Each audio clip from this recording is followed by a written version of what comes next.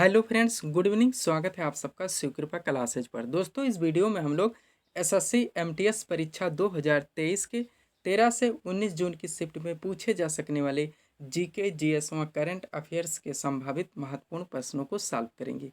दोस्तों, ये सारे सीरीज हमारे आपके एग्जाम में पूछे जाने वाले प्रश्नों के लेवल व प्रश्नों के टॉपिक्स और ट्रेंड्स पर आधारित एक महत्वपूर्ण वीडियो है। तो दोस्तों, आप लोग इन्हें कॉन्सेंट्रेट होकर सॉल्व करें। क्वेश्चंस कम सही होने पर पुनः प्रश्नों का रिवीजन करें ताकि 13 से 19 जून की शिफ्ट में आप लोग अच्छे से अच्छा स्कोर कर सकें।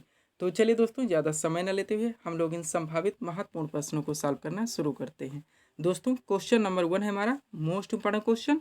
क्वेश्चन है दोस्तों, अंतर्राष्ट्रीय नर्स दिवस 2023 कब मनाया गया?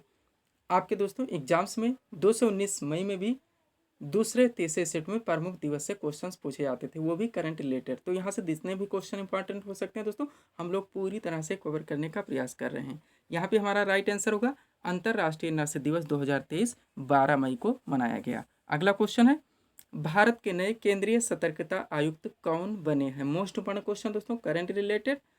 तो इसका राइट आंसर होगा भारत के नए केंद्रीय सतर्कता आयुक्त प्रवीण कुमार श्रीवास्तव बने हैं। नेक्स्ट क्वेश्चन है, चिकित्सा का नोबेल पुरस्कार, पुरस्कार से भी क्वेश्चंस पूछे जाते हैं।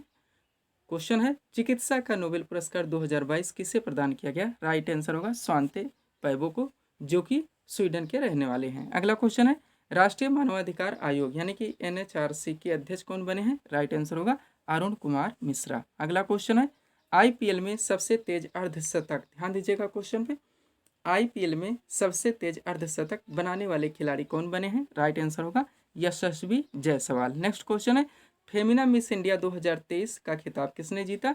राइट आंसर होगा नंदिनी गुप्ता ने। अगला क्वेश्चन है, केंद्रीय रिजर्व पुलिस बल के नए ब्रांड एम्बेसडर कौन बनी है? तो है पीवी सिंधु। कौन? पीवी सिंधु। आगे चलेंगे हम लोग। अगला क्वेश्चन है दोस्तों, डूरंड कप किस खेल से संबंधित है? प्रमुख दोस्तों ट्रॉफी से संबंधित क्वेश्चंस, व्यक्तियों से जुड़े क्वेश्चंस खेल जगत में पूछे जाते हैं।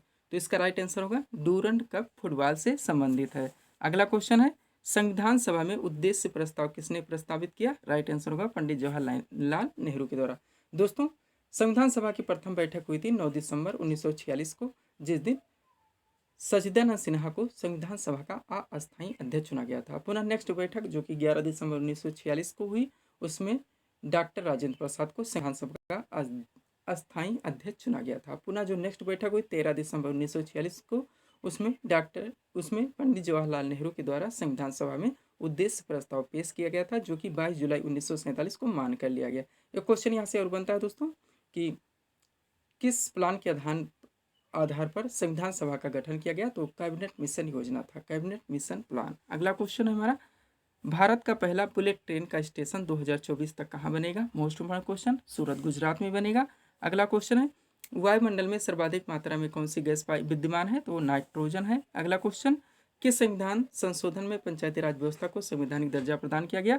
तो 73वां संविधान संशोधन था, 1992 में किया गया था। इसी के तहत संविधान सभा में दोस्तों पंचायती राज व्यवस्था को प्रदान किया गया था। नेक्स्ट क्वेश्चन, राफेल नडाल किस खेल से संबंधित है? तो ये टेनिस से हैं, ध्यान रखेंगे आप लोग।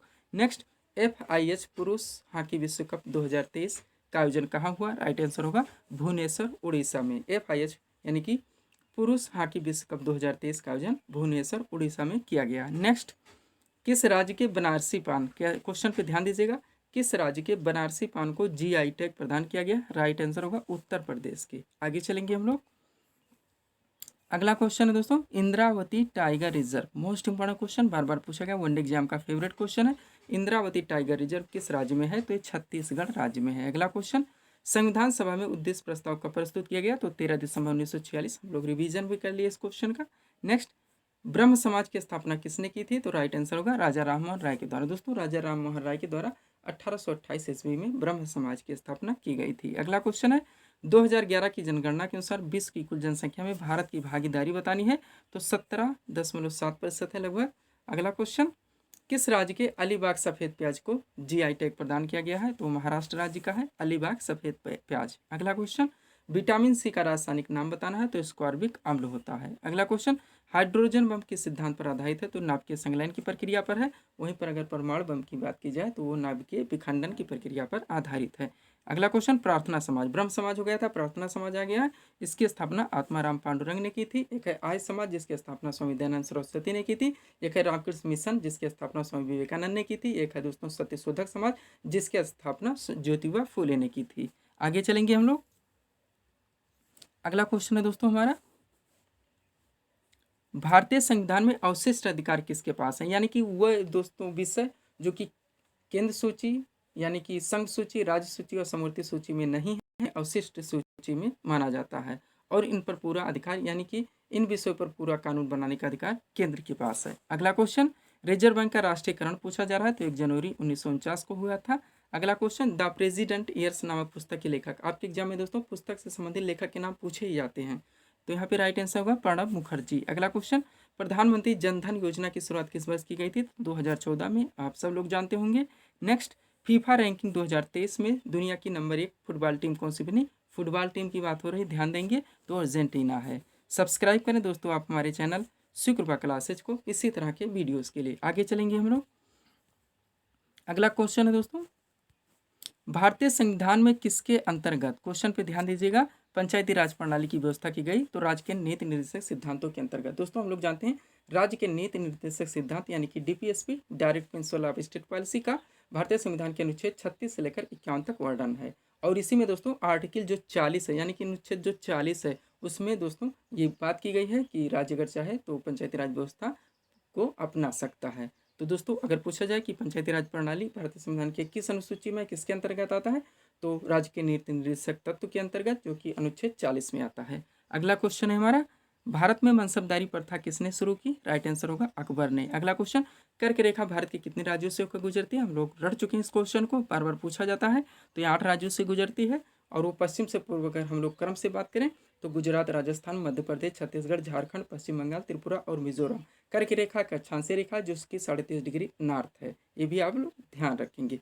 अब यहीं पर थोड़ा सा आईएसटी की भी बात कर लेंगे दोस्तों, जो कि इंडियन स्टैंडर्ड टाइम यानी कि भारतीय मानक समय, जो कि जीएमटी यानी कि ग्रीन विच मीन टाइम से 5.5 घंटा यानी कि 82.5 देशांतर पूर्व स्थित है। और यह भारत के 5 राज्यों से होकर गुजरती है। वे 5 राज्य हैं उत्तर प्रदेश, मध्य